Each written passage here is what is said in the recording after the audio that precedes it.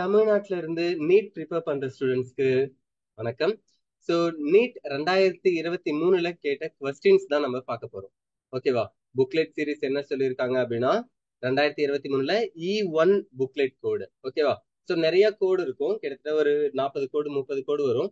அதுல E1 அப்படின்ற booklet கோடுடைய question papers தான் நம்ம பார்க்க போறோம். ஓகேவா? 7th May 2023 நடந்த எக்ஸாம் உடைய கொஸ்டின் பேப்பர்ஸ். ஃபைன். ஸோ பார்க்கலாமா? உங்களுக்கு இதுல என்ன ஆர்டர் வரும் அப்படின்றத சொல்லிடுறேன்.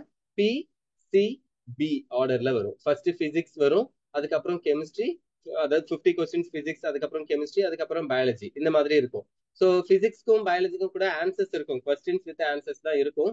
பட் நான் கெமிஸ்ட்ரி மட்டும்தான், கெமிஸ்ட்ரி ஸ்டாஃப் அப்படின்றனால கெமிஸ்ட்ரி மட்டும் தான் நான் வீடியோல காட்ட போறேன். ஜஸ்ட் கொஸ்டின்ஸ் வித் ஆன்சர்ஸ் சொல்ல போறேன். ஓகேவா?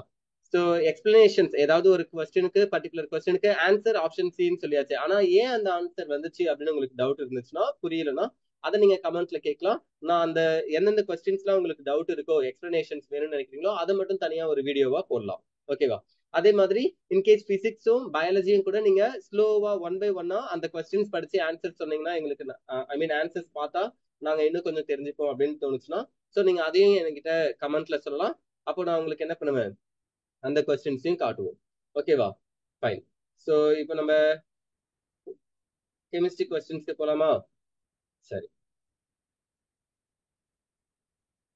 ஸோ ஃபர்ஸ்ட் 50 கொஸ்டின்ஸ் என்ன இருக்கு அப்படின்னா, 50th கொஸ்டின் வரைக்கும் பாருங்க. பிசிக்ஸ் இருக்கு, அதுக்கப்புறம் 51st question section A chemistry ஆரம்பிச்சிருது. ஸோ அப்போ கிளியர் பண்ணிக்கலாம். ஃபைன். இப்போ பாருங்க, ஃபர்ஸ்ட் கொஸ்டின் என்ன இருக்கு? Which of the following reaction will not give primary amine as the product அப்படின்னு கொடுத்திருக்காங்க. ஸோ பிரைமரி அமீன்னா உங்களுக்கு என்னன்னு தெரியும் இல்லையா? ஒரு கார்பன் இருக்கு, அது கூட என்ன இருக்கணும்? NH2 இருக்கணும். கார்பன் இஸ் டெட்ரா வேலன்சி, கார்பனுக்கு மொத்தம் 4 பாண்ட், அதுல 3 பாண்ட் சிங்கிள் பாண்டா இருந்து வேற ஏதோ ஒரு அல்கைல் குரூப் கூட இருக்கலாம், அல்லது ஹைட்ரஜன் கூட இருக்கலாம் இல்லையா? Alkyl or hydrogen, what ever it may be. சரி. ஸோ இந்த மாதிரி இருந்து NH2 அப்படின்னு இருந்துச்சுனாலே அது கண்டிப்பா என்னது அப்படின்னா பிரைமரி அமீன். செகண்டரி அமீன் என்ன சொல்லுவோம்? NHன்னு இருந்துச்சுன்னா செகண்டரி அமீன், N மட்டும் இருந்துச்சுன்னா டெர்ஷரி அமீன் சொல்லுவோம். கரெக்டா? சரி, நான் ஏன் பிரைமரி செகண்ட் டெர்ஷரி தான் சொல்லிட்டு இருக்கேன்னு தெரியல. கொஸ்டின் வித் ஆன்சர் மட்டும் நம்ம பார்க்கலாம். இன்கேஸ் உங்களுக்கு எக்ஸ்பிளனேஷன்ஸ் வேணும்னா நீங்க கமெண்ட்ல கேளுங்க, தனியா வீடியோவா பார்க்கலாம். ஓகே. ஸோ இங்க அமைடு இருக்கு, CH3CONH2, புரோமின் KOH போட்டா ப்ராடக்ட் கிடைக்குதுன்னு சொல்றாங்க. Then methyl cyanide, lithium aluminium hydrate reduction பண்றாங்க, ஃபாலோட் பை ஹைட்ரோலிசிஸ் பண்றாங்க, ப்ராடக்ட் கிடைக்குது. அது ஒரு பிரைமரி அமீனா இருக்கிறதுக்கு வாய்ப்பு இருக்கானு. மெத்தில் ஐசோசைனைட் இருக்கு, இது மெத்தில் சைனைட், மெத்தில் ஐசோசைனைட் இருக்கு, அது lithium aluminium hydrate reducing agent போட்டு ஹைட்ரோலிசிஸ், ஆசிட் ஹைட்ரோலிசிஸ் பண்றாங்க, ப்ராடக்ட் கிடைக்குது. தென் அட் லாஸ்ட் அசிட்டமைடு இருக்கு, இங்கேயும் அசிட்டமைடு தான் இருந்துச்சு இல்லையா? CH3CONH2. பட் இங்க புரோமின் இன் வாட்டர், அதாவது bromine KOH, Hoffman degradation reaction சொல்லுவோம், அல்லது ஹாஃப்மன் புரோமமைடு ரியாக்ஷன். ஸோ அந்த மாதிரி இங்க ரியாக்ஷன் நடந்திருக்கு. ஆனா இங்க என்ன நடந்திருக்குன்னா reducing agent lithium aluminium hydrate போட்டு ஆசிட் ஹைட்ரோலிசிஸ் பண்றாங்க. ஸோ இதுல எதுல primary amine not give primary amine, இதுல எது பிரைமரி அமீனை கொடுக்காது அப்படின்னு தான் கேக்குறாங்க. பாருங்க, இங்க NCன்னு இருக்கு இல்லையா? NCயை நம்ம ரிடக்ஷன் பண்ணா கண்டிப்பா C கூட N கூட ஒரு H சேர முடியும் அதிகபட்சம் இல்லையா? CH3 N கூட ஒரே ஒரு H தான் சேரும். அப்போ NHCH3. ஸோ இது என்னது?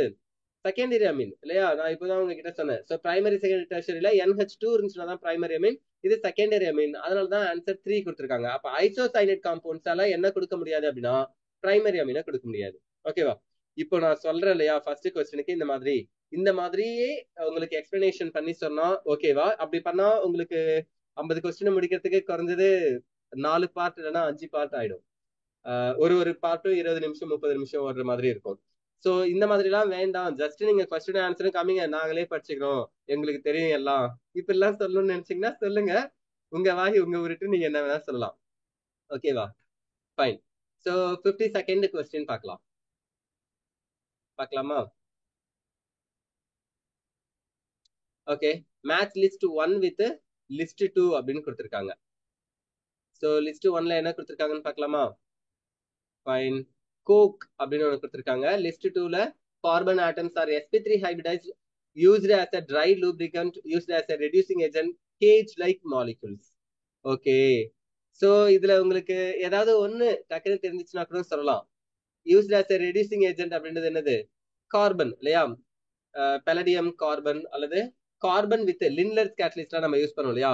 இந்த மாதிரி கோக் அப்படின்னு எடுத்துக்கிட்டாலே கார்பன் அப்படின்னு சொல்லணும். கார்பனை தான் கோக்னு சொல்லியிருக்காங்க. கார்பன் நம்ம என்னவா யூஸ் பண்ணுவோம்? ரெடியூசிங் ஏஜென்ட்டா யூஸ் பண்ணுவோம். ஓகே. டயமன் இஸ் என்ன காம்பவுண்ட் சொல்லுவோம்? யூஸ் ஆஸ் ட்ரை லூப்ரிகண்டா, carbon atom are sp3 hybridised. டயமண்ட்ல எல்லாமே என்னவா இருக்கும்? sp3 ஹைபிரைட்ஸா இருக்கும். கரெக்டா? சரி. ஃபுல்லுரின் எதுக்கு யூஸ் ஆகுது? கிராஃபைட் எதுக்கு யூஸ் ஆகுது? பாருங்க, ஃபுல்லுரின் இருக்கு இல்லையா? இது கேஜ் லைக் மாலிகுல்ஸ்னு சொல்லலாமா? ஏன்னா அது ஃபுட்பால் மாதிரி தானே இருக்கும். நீங்க படிச்சிருக்கீங்கல்ல, ஒரு பென்டகன் அப்புறம் ஹெக்ஸகன், இந்த ரெண்டு ஷேப்பும் தான் ஒன்னா இருக்கும்ல. சோ கேஜ் லைக் மாலிகுல்ஸ் சொல்லலாம். ஃபுல்லுரினுக்கு கேஜ் லைக் மாலிகுல்ஸ், கிராஃபைட்டுக்கு ட்ரை லூப்ரிகண்டா யூஸ் ஆகுது. எக்ஸாம்பிள் ஜெராக்ஸ் மிஷின் எல்லாம் பாத்தீங்கன்னா உங்களுக்கு கார்பன் போட்டுவாங்க, பாத்திருக்கீங்களா? Carbon powder. Okay, it's nothing but graphite. Fine. So it's a lubricant. அப்போ ஆன்சர் ஆப்ஷன் 3 கொடுத்திருக்காங்க. ஏவுக்கு கோக்குக்கு used as a reducing agent. B diamond என்னவா இருக்குன்னா sp3 ஹைபிரைட்ஸா இருக்கு. எல்லா all the 4 carbons are tetrahedral ஸ்ட்ரக்சர்ல இருக்கும். ஃபைன். அதே மாதிரி ஃபுல்லுரின் வந்து கேஜ் லைக் மாலிகுல்ஸா இருக்கும். கிராஃபைட் வந்து ட்ரை லூப்ரிகண்டா யூஸ் ஆகுதுன்னு சொல்றாங்க. ஓகே தானே? சரி. சோ 53rd கொஸ்டின் பார்க்கலாம். ஸ்டேட்மெண்ட் 2 கொடுத்திருக்காங்க. என்னென்னது? Assertion, reason. Okay. Assertion: metallic sodium dissolves in liquid ammonia. Metallic sodium dissolves in liquid ammonia gives a deep blue solution. Okay. அமோனியானா உங்களுக்கு என்னன்னு தெரியும்? NH3. லிக்யூட் அமோனியானா அர்த்தம் அக்வஸா, அக்வஸ்னு இருந்துச்சுன்னா வாட்டர்ல டிசால்வ் ஆயிருக்குன்னு அர்த்தம். லிக்யூட்னா அமோனியாவே லிக்யூட் ஸ்டேட்ல இருக்குன்னு அர்த்தம். ஃபைன்.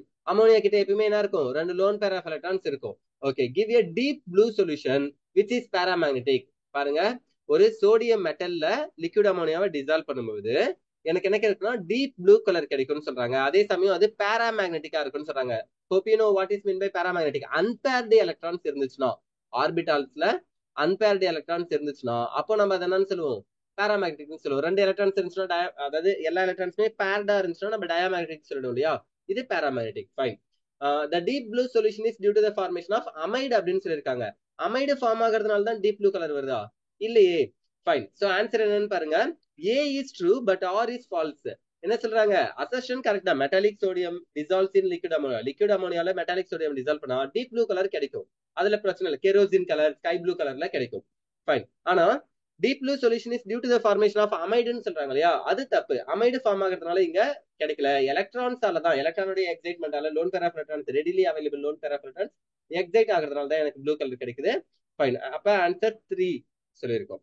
ஓகேவா? சரி. அப்பப்போ நான் இதை கொஞ்சம் கிளியர் பண்ணிட வேண்டியதா இருக்கும். 54th question. In Lassaigne's extract or Lassaigne's extract சொல்லுவோம் இல்லையா? சரி. Lassaigne's extract of an organic compound both nitrogen and sulfur are present which gives blood red color. Fe3+ வச்சு blood red color கொடுக்கிறது எது அப்படின்னா தயோசைனைடு இல்லையா? சோ கண்ணை மூடிட்டு இங்க பாருங்க, இங்க சைனைட் மட்டும் தான் இருக்கு. இங்க சைனைடும் NOSO இருக்கு, இங்க SCN இருக்கு. சோ இங்க தயோசைனைடு இருக்கு, இங்க தயோசைனைடு இருக்கு. இந்த ரெண்டுத்துல தான் ஏதோ ஒண்ணா வரணும். அதே சமயம் இங்க பாத்தீங்கன்னா சோடியம் மெட்டல்ல, சோடியம் ஃபியூஷன் எக்ஸ்ட்ராக்ட்ல சல்ஃபரும் நைட்ரஜனும் இருந்துச்சுன்னா என்ன கிடைக்கும்னு கேட்டா சோடியம் தயோசல்ஃபேட் கிடைக்கும்னு சொல்லணும். ஓகேவா? அவங்க என்ன கேட்டாங்கன்னா which gives blood red color with Fe3+. Fe3+ கூட சேரும்போது, ஃபெர்ரிக் அயான் கூட சேரும்போது blood red color எது கொடுக்கும்னு கேட்டாங்க. அப்ப நமக்கு காம்ப்ளெக்ஸ் தான் கொடுக்கும். சோ FeSCN2+ அப்படின்னு சொல்லுவோம். ஓகேவா? சோ இந்த காம்ப்ளெக்ஸ் தான், அதனாலதான் ஆன்சர் 4ன்னு சொல்லியிருக்காங்க. ஓகே தானே? சரி. 55th question.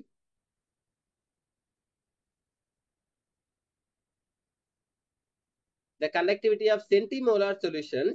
பாருங்க, சென்டிமோலார் சொல்யூஷன். அப்ப இதனுடைய மொலாரிட்டியா அவங்க கொடுத்திருக்காங்கன்னு அர்த்தம். எவ்வளவு கொடுத்திருக்காங்க? 1m அப்படின்னு இருந்துச்சுன்னா மோலார் சொல்யூஷன் அப்படின்னு சொல்லியிருப்பாங்க. The conductivity of molar solution அப்படின்னு சொல்லியிருப்பாங்க. அப்படின்னா 1 மொலாரிட்டி இருக்குன்னு அர்த்தம். சென்டிமோலார் அப்படின்னு சொன்னாங்க. சென்டி அப்படின்னா என்ன அர்த்தம்? 10⁻², இல்லையா? அப்ப 1 × 10⁻²m அப்படின்னு அர்த்தம். சோ இதுதான் மொலாரிட்டி. புரியுதா? ஃபைன். சோ ஒரு KCl சொல்யூஷனுக்கு தான் கொடுத்திருக்காங்க. இது ஒரு ஸ்ட்ராங் எலக்ட்ரோலைட். உங்களுக்கு தெரியும், K+Cl- தெரியும். at 25 degree Celsius 0.0210 ohm inverse centimetre. அப்ப 1 × 10⁻²m இவ்வளவு மொலாரிட்டி இருக்கிற ஒரு KCl சொல்யூஷனுடைய கண்டக்டிவிட்டி எவ்வளவு தரும் அப்படின்னா 0.0210 ஓம் இன்வெர்ஸ் சென்டிமீட்டர் சொல்லி கொடுத்திருக்காங்க. ரெசிஸ்டன்ஸ் எவ்வளவுன்னு கொடுத்திருக்காங்க பாத்தீங்கன்னா of the cell containing the solution at 25 degree Celsius 60 ohm. Okay, R உடைய வேல்யூ கொடுத்துட்டாங்க. ஓகேவா? கண்டக்டிவிட்டி கொடுத்துருக்காங்க, அதே மாதிரி ஆர் கொடுத்துருக்காங்க. The value of cell constant L/A அப்படின்னு சொல்லுவோம் இல்லையா, இந்த செல் கான்ஸ்டன்ட் வேல்யூ தான் கண்டுபிடிக்க சொல்றாங்க. சோ ஜஸ்ட் நீங்க ஃபார்முலால யூஸ் பண்ணி என்ன பண்ணலாம், கண்டுபிடிச்சலாம். Rho is equal to RA/L அப்படின்னு சொல்லுவோம், கப்பா இஸ் ஈக்குவல் டு 1/ρ அப்படின்னு சொல்லுவோம் இல்லையா. சோ இந்த ஃபார்முலாஸை யூஸ் பண்ணி நீங்க ஈஸியா கண்டுபிடிச்சிடலாம். அப்ப ஆன்சர் என்ன வரும்னா 3 வரும். சோ இந்த ப்ராப்ளம் நீங்க ஒர்க் அவுட் பண்ணி பார்த்துட்டு கமெண்ட்ல சொல்லுங்க. ஓகேவா? ஃபைன். அடுத்த கொஸ்டின் 56. இப்ப பாருங்க, ஆப்ஷன்ஸும் காமிக்கல, ஆன்சரும் காமிக்கல. கண்டிப்பா அசர்ஷன் ரீசன் ரெண்டுமே தப்பு, இல்லைன்னா ரெண்டுமே கரெக்ட். அசர்ஷன் தப்பு, ரீசன் கரெக்ட், இந்த மாதிரி தான் ஏதோ 4 ஆப்ஷன்ஸ் இருக்கு போதுல. சரி, கொஸ்டின்ஸ் மட்டும் காமிக்கிறேன், எத்தனை பேர் ஆன்சர் கரெக்டா சொல்றீங்கன்னு பார்க்கலாம். நான் இங்க கீழே ஸ்க்ரோல் பண்ணதுக்கு முன்னாடி நீங்க கமெண்ட்ல ஆன்சர் சொல்லணும். ஃபைன். 56th question. அசர்ஷன் என்ன கொடுத்துருக்கான்னு பாருங்க. A reaction can have zero activation energy. ஒரு ரியாக்ஷனுக்கு ஆக்டிவேஷன் எனர்ஜியே தேவையில்லைன்னு சொல்றாங்க. அதாவது ரியாக்டன்ட் ப்ராடக்டா மாறும் இல்லையா, அதுக்கு மினிமம் ஒரு அமௌண்ட் ஆஃப் எனர்ஜி தேவை. அந்த த்ரெஷ்ஹோல்டு எனர்ஜி அட்டைன் பண்ணதுக்கு நான் அடிஷனலா எவ்வளவு எனர்ஜி கொடுக்கணும், அதுதான் ஆக்டிவேஷன் எனர்ஜின்னு சொல்லுவேன். பட் இங்க ஆக்டிவேஷன் எனர்ஜி ஜீரோன்னு சொல்லிட்டாங்க. நான் எந்த ஒரு ஆக்டிவேஷன் எனர்ஜியை கொடுக்க தேவையில்லைன்னு சொல்றாங்க. ஓகே, ரீசன் என்னன்னு பாருங்க. The minimum extra amount of energy observed by reactant molecules so that their energy becomes equal to threshold value is called activation energy. Okay, activation எனர்ஜிக்கான டெஃபினேஷன் கரெக்டா தான் இருக்கு இல்லையா. ரியாக்டன்ட் மாலிகூல்ஸ் மினிமம் இவ்வளவு amount of energy absorb பண்ணிக்கிட்டு என்ன ஆகும், threshold வேல்யூவை ரீச் பண்ணும். அப்பதான் அது ரியாக்டன்ட் ப்ராடக்டா மாறும். சோ அந்த எனர்ஜிக்கு பேர் தான் ஆக்டிவேஷன் எனர்ஜின்னு சொல்றாங்க. Okay, a reaction can have zero activation energy. இப்போ ஆக்டிவேஷன் எனர்ஜின்ற டெஃபினேஷன் கரெக்ட், ரீசன் கரெக்ட் தான். பட் ஜீரோ ஆக்டிவேஷன் எனர்ஜி ஒரு ரியாக்ஷனுக்கு இருக்குமா, அது எதுக்காக இந்த மாதிரி கொடுத்துருக்காங்க பார்க்கலாமா? சரி, பாருங்க, ஆன்சர் 2 சொல்லியிருக்காங்க. சோ 2ன்றதுக்கு என்ன அர்த்தம், both A and R are true. சில ரியாக்ஷன்ஸ்க்கு reaction can have zero activation எனர்ஜினா சில ரியாக்ஷன்ஸ்க்கு ஜீரோ ஆக்டிவேஷன் எனர்ஜி இருக்கும். ஓகேவா? அதே சமயம் ஆக்டிவேஷன் எனர்ஜிக்கான டெஃபினேஷனும் correct. R are true, both A and R, assertion reason ரெண்டுமே கரெக்ட் தான். And R is not the correct explanation of A. A ஒரு ரியாக்ஷனுக்கு ஜீரோ ஆக்டிவேஷன் எனர்ஜின்னு சொன்னாங்க இல்லையா, அதுக்கு இது ரீசன் கிடையாது. ஓகேவா? சோ ஏ ஆர் ரெண்டுமே சில நேரத்துல கரெக்டா இருந்து ரீசனுக்கும் அசர்ஷனுக்கும் சம்பந்தமே இல்லாம இதுக்கு ஏன்டா இதை கொடுத்தீங்க அப்படின்னு நம்மள கேள்வி கேட்கிற அளவுக்கு பண்ணாங்கன்னா அப்போ நீங்க இந்த ஆப்ஷனை சூஸ் பண்ணுங்க. ஓகேவா? ஃபைன். ரொம்ப நேரம் கிளாஸ் போகுதுன்னு தோணுதா? ஓகே, ஒரு சின்ன பார்ட்டா கட் பண்ணிடுறேன். நெக்ஸ்ட் வீடியோல பார்க்கலாம். மறக்காம என்ன பண்ணுங்க, சர்ப்ரைஸ் எல்லாம் பண்ண தேவையில்ல, சப்ஸ்கிரைப் பண்ணிட்டு உங்க ஃப்ரெண்ட்ஸுக்கு யாருக்காவது ஷேர் பண்ணுங்க.